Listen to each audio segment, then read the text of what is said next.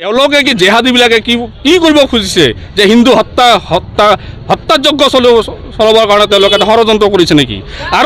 আৰু এটা কথা, তেওঁলোকে বিচাৰি আছে চিকেন নেক 7 সিষ্টাৰ তেওঁলোকে বোলে দখল কৰিব।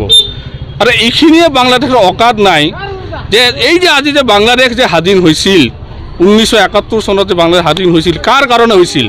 একমাত্ৰ ভাৰতবৰ্ষৰ কাৰণে। এই ভাৰতবৰ্ষৰ কাৰণে আজি বাংলাদেশ স্বাধীন হৈছে 1971 চনত, যেতিয়া পাকিস্তান সৈন্য 90,000 পাকিস্তান সৈন্যই ভাৰতৰ হাতত আত্মসমৰ্পণ কৰিছিলে। আৰু সেই বাংলাদেশে আজি ভাৰত বিৰোধী শ্লোগান, আজি ভাৰতক অখণ্ড ভাৰতক আজি খণ্ড খণ্ড কৰাৰ কাৰণে তেওঁলোকে এটা জেহাদী যিটো এটা ষড়যন্ত্ৰ তেওঁলোকে এটা লিপ্ত হৈছে, ডাঙৰ এটা ষড়যন্ত্ৰ কৰি আছে যে 7 সিষ্টাৰ দখল কৰি ল'ব, চিকেন নেক দখল কৰি ল'ব। ইমান সহজ নহয়। ভাৰতবৰ্ষৰ যেতিয়া স্বাধীন হৈছিল 1971 চনত তোৰে ভাৰতৰ কাৰণেই।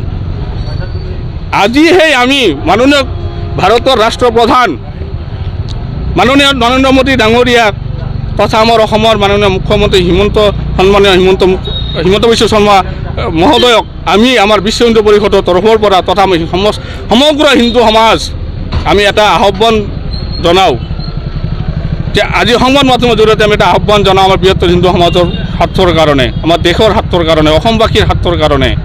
অসম যদি সুৰক্ষিত কৰিব যদি ৰখাব বিচাৰে, তেতিয়াহ'লে আমাৰ মাননীয় প্ৰধানমন্ত্ৰী মহোদয় নৰেন্দ্ৰ মোদী ডাঙৰীয়াই আজি বাংলাদেশৰ হস্তক্ষেপ কৰি পুনৰ বাংলাদেশ দখল কৰাৰ কাৰণে অখণ্ড ভাৰত যিটো আছে আমাৰ ভাৰতবৰ্ষ, বাংলাদেশত আকৌ আমাৰ ইয়াতে চামিল কৰি লওক।